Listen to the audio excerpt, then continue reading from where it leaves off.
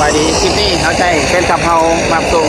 นะครับการเดินทางจากนครหลวงพระบางมานครหลวงเวียงจันทร์ใช้เวลาประมาณ40 นาทีเขาจะให้แฟนคลับเฮามาเบิ่งความงดงามวิวจากสั้นสูงอยู่เวลาเฮาขี่ยนต์ขึ้นไปในท้องฟ้าเวลาเฮาแนมลงมาลุ่มตอนยนต์สิขึ้นสิมีบรรยากาศแนวใดสิมีความงดงามแนวใดเฮามาชมคลิปนี้นํกันโดยเฉพาะตอนนี้แมนยนต์กำลังจะขึ้นท้องฟ้าเนาะหรือว่ากำลังแลนดิ้งขึ้นไปถึงอากาศสั่นว่าการแล่นก็ใช้เวลาดนสมควรก่อนสิขึ้นถึงท้องฟ้าแต่ว่าบรรยากาศอันนี้แมนสนามบินสากลนครหลวงพระบางหรือว่าสนามบินสากลแข่งหลวงพระบางซึ่งเป็นสนามบินหนึ่งที่มีความงดงามและวิวงามหลายเวลาตอนยนต์ขึ้นอันนี้แมน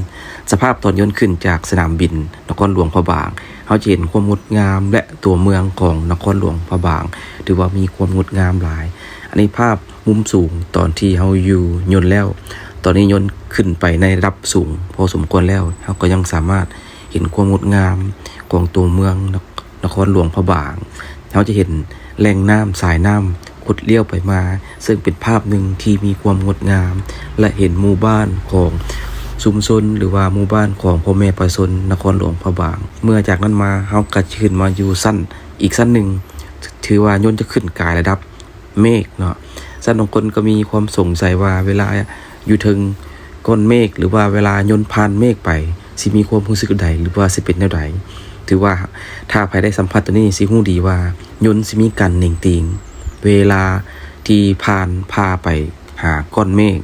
ซึ่งเฮ็ดให้ยนต์นั้นมีการสะเทือนในการกระแทกหรือว่าการปะทะกับอันดาก้อนเมฆซึ่งเป็นภาพหนึ่งที่มุมสูงที่เขาแนมลงมาเราก็จะเห็นภูเขาแล้วก็เห็นต้นไม้แล้วก็เห็นสายน้ำอย่างงดงามถือว่าอันนี้ก็เป็นมุมหนึ่งที่ยังบ่สูงหลายเกินไปเขาก็ยังสามารถจะเห็นความงดงามท้องฟ้าและบรรยากาศที่มีความงดงามจากเส้นทางจากแข่งหลวงพระบางสีมาของนครหลวงเวียงจันทร์เนาะถือว่าสภาพมีความงดงามแล้วต่อมาเมื่อประมาณ45 นาทีก็จะฮอดสนามบินวัดไต่ของนครหลวงเวียงจันทร์อันนี้เป็นมุมสูงหนึ่งที่เขาจะเห็นวิวความงดงามอยู่นครหลวงเวียงจันทร์ก็เป็นมุมหนึ่งที่มีความงดงามและก็มีแหล่งน้ำมีต้นไม้และก็มีภูผาตามเส้นทางมาและก่อนจะฮอดสนามบินวัดไต่สากลก็จะเห็นมุมสูงที่มีความงดงามก่อนเฮาสิแลนดิ้งลงก็จะเห็นภาพของธรรมชาติมีแหล่งน้ำมีต้นไม้มีเฮือนพ่อแม่ประชาชนที่อ้อมรอบไปด้วยความงดงามเวลาเฮาสิลงแลนดิ้งของสนามบินเฮาก็จะพบเห็นมุมที่มีความงดงามก็จะบ่ฮู้ว่าสภาพเป็นแนวใดหรือว่ามีความงดงามแนวใดเวลาเฮาอยู่มุมสูงซองลงมาในพื้นดินเราก็จะพบภาพแบบนี้และบางคนก็ขี่ยนต์หลายครั้งก็อาจจะบ่เห็นวิวงามหรือว่าอาจจะพลาดโอกาสที่จะเห็นภาพที่อยู่ในท้องฟ้าแนมลงมาลุ่มก็เห็นประมาณนี้ถึงความงดงามฉะนั้นคลิปนี้ก็เป็นคลิปหนึ่งเนาะที่จะช่วยให้ผู้ที่บ่ทันเคยไปหรือผู้ที่ไปแล้วอาจจะพลาดที่จะเห็นภาพความงดงามตัวนี้หรือว่าเคยเห็นแต่บอยถ่ายไว้ก็เบิ่งคลิปนี้ได้เนาะเพื่อเบิ่งความงดงามอันนี้เป็นทุ่งนาที่พ่อแม่ประชาชนได้ทำมาหากินหรือว่าปลูกข้าวเพื่อเลี้ยงชีพอันนี้เป็นใกล้จะฮอดสนามบินวัดไต่แล้วเนาะก่อนสิลงสนามบินเราก็จะเห็นภาพความงดงามของพ่อแม่ประชาชนที่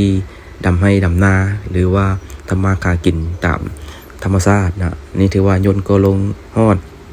สนามบินวัดไต่แอร์พอร์ตอย่างปลอดภัยนี่สภาพบรรยากาศอ้อมๆรอบของสนามบินวัดไต่สากลของนครหลวงเวียงจันทร์ถือได้ว่านี่ก็เป็นสนามบินหนึ่งที่ใหญ่ของประเทศลาวที่สามารถรองรับยนต์ได้หลายรูปแบบหลายขนาดที่จะลงมาจุดใจกลางของประเทศลาวก่อนจะไปต่างแขงหรือจะออกไปนอกประเทศก็แม้นสนามบินวัดไต่เป็นสนามบินหนึ่งที่ได้มีการพัฒนาอย่างต่อเนื่องก็ถือว่าเป็นสนามบินหนึ่งที่มีความปลอดภัยนะถือว่านี่ก็เป็นภาพบรรยากาศเมื่อยนต์ฮอดแล้วปั๊บผู้โดยสารก็จะเตรียมออกจากยนต์เพื่อเข้าไปหาจุดเอากระเป๋าก่อนสิออกจากสนามบินของวัดไต่สากลหรือว่านครหลวงเวียงจันทร์เขาก็ทอดสนามบินวัดไต่แอร์พอร์ตแล้วสนามบินสากลเยี่ยมห้อยแล้วนี่การเดินทางจากนครหลวงพระบางมาหาน ครหลวงเวียงจันทร์ก็ใช้เวลาประมาณเกือบ1 โมงนะไปเฉลี่ยประมาณ40 นาทีก็พอแล้วนะนี่ก็ถือว่าการเดินทางที่ไวและปลอดภัยสั้นไทยอยากไปเที่ยวประเทศลาวก็อยากเที่ยวลำบากก็มาขี่ยนต์ได้ละ ขอขอบใจหลายๆแฟนคลับที่รับชมคลิปจนจบและคลิปนี้ก็เป็นคลิปหนึ่งที่ให้เราเห็นมุมสูงความงดงามในการเดินทางจากแขวงหลวงพ่อบางหานครหลวงเวียงจันทร์เราก็เห็นมุมสูงภาพธรรมชาติภูผาป่าดงแหล่งน้ำและวิถีชีวิตของชุมชนในการปลูกเรือนตามภูผาและตามสนามบินก็เห็นได้มุมสูงหนึ่งนี่ก็เป็นคลิปหนึ่งที่จะเฮ็ดให้เรามวลซืนและเห็นสภาพของงดงาม Thank you fan club for your watching this clip. Hopefully clipนี้will make you enjoy and surprise with the great view. Our trip from airport to Nakhon Luang Prabang to Vientiane capital. So it's really good view and enjoy during we sit in the airport. We can see is how it look like the lifestyle or architecture and also the mountainous. It's very good view and you enjoy you watching this clip. Hopefully you will visit Laos